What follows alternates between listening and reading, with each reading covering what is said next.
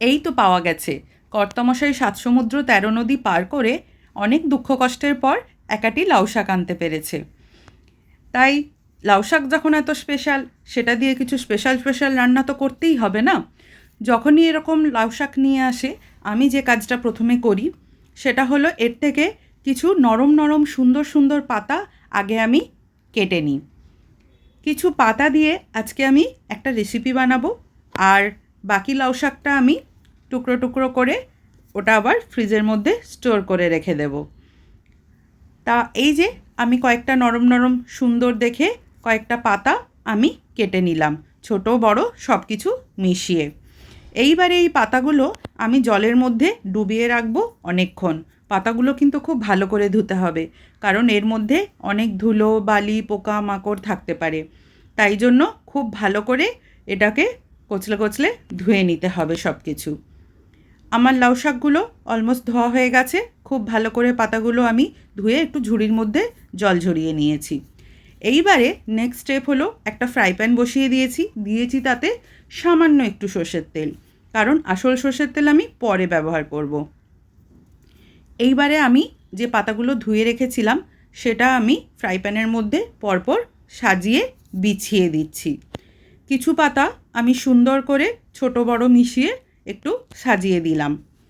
এইবারে এর মধ্যে আমি দেব একটা গোটা পেঁয়াজ, যেটা আমি 4 টুকরো করে কেটে নিয়েছি, আর দেব 1 মুঠো রসুন। রসুনটা একটু বেশিই লাগে। আর দেব 4টে শুকনো লঙ্কা, আর দেব 4টে কাঁচা লঙ্কা। ঝালটা কিন্তু যে যার বুঝে দিও, পরে আবার বলো না ওরে বাবা কত ঝাল হয়ে গেছে।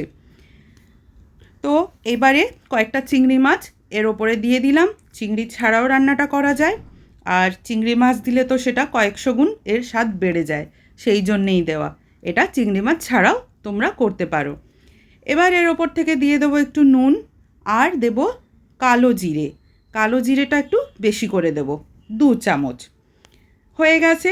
এইবারে বাকি পাতাগুলো দিয়ে আমি এই জিনিসগুলো সব ঢেকে দেব। ওই দেখো একটা চিংড়ি মাছ সাইড থেকে উঁকি দিচ্ছে, সেই জন্য আরেকটা পাতা নিয়ে আমি ওকেও ঢেকে দেব। ঢাকা হয়ে গেছে। এবার আমি আমার বাসনের ঢাকা দিয়ে এটাকে কিছুক্ষণ হতে দেব। মিনিট 7-8 পরেই দেখবে জল ছাড়তে শুরু করেছে, নিচের দিকের পাতাগুলো সেদ্ধ হয়ে গেছে। এবারে আমি একটু সাবধানে উল্টে দিলাম। মা, সবগুলো তো বেরিয়েই গেল। কোনো অসুবিধে নেই, কারণ ওগুলো অটোমেটিক্যালি সেদ্ধ হয়ে গেছে অলরেডি। শুধু ওপরের পাতাগুলো একটু ভাপানোর ছিল, সেটাও ভেপে গেছে। এই যে আমি খুন্তি দিয়ে একটু কেটে কেটে দেখে নিচ্ছি পাতাগুলো যে নরম হয়েছে কি না। হ্যাঁ, এমনিতে ছিল নরম পাতা, আর একটু ভাপ করে নিতেই সব পাতাগুলোও দেখো সুন্দর কেটে যাচ্ছে। মানে এটা খুব ভালোভাবে সেদ্ধও হয়ে গেছে। আর বাকি উপকরণগুলো তো এমনিই সেদ্ধ হয়ে যায়, ওগুলো তো এমনিই নরম জিনিস। একদম জল শুকিয়ে গেছে। চলো এবার তোমাদের নেক্সট স্টেপে যাচ্ছি।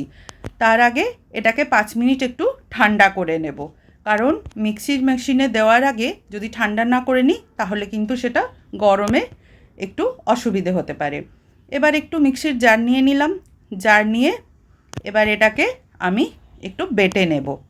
ঠান্ডাও হয়ে গেছে, আর এটাকে আমি একটু এবার বেটে নিচ্ছি। খুব মিহি করে গদগদে করে বাটবে না, এটা একটু হালকা দানা দানা থাকবে সেরকম করে বাটবে। এইবারে গ্যাসটা আমার কিন্তু অফ, কারণ গ্যাসের কাজ আমার অলরেডি কমপ্লিট। এবারে শুধু যে ফ্রাই প্যানটার মধ্যে আমি পাতাটা ভেজেছিলাম সেই ফ্রাই প্যানটার মধ্যেই সব পাতাটা আমি ঢেলে নিলাম। একটু নুন কম লাগছিল, তাই আমি তো একটু নুন দিলাম, আর দিলাম বেশ খানিকটা সর্ষের তেল, কাঁচা সর্ষের তেল। তবেই না এটা ঝাঁঝ গন্ধ ফ্লেভারটা খুলবে। দিয়ে বেশ ডলে ডলে এটাকে মাখবে, মানে ভর্তা বানাবে। এটা হচ্ছে লাউ শাকের ভর্তা, পাতার ভর্তা। লাউ শাকের পাতা বাটা বলি আমি। তুলে নিয়েছি। এটা এত দামি জিনিস, মাছ মাংসের থেকেও কিন্তু বড্ড দামি, তাই একটুখানিও নষ্ট করব না আমি, এতটুকুও ফেলবো না। সেটাতে একটুখানি আমি ভাত নিয়ে ওটা মেখে আগেই আমি সাটিয়ে দিলাম। পরে তো আমি ভালো করে বাটাটা দিয়ে পরে আবার খাবো। এই যে দেখো কত সুন্দর হয়েছে না? বলতে বলতেই আমার মুখে আবার জল এসে যাচ্ছে। কি আর করা যাবে, সব সময় তো আর পাতা পাওয়া যায় না, তাই আর বানাতেও পারি না। তাই যখন বানাই মন ভরে খেয়ে নিই। এই যে একটা লঙ্কার ঝান্ডা গেড়ে দিয়েছি, বাস হয়ে গেছে।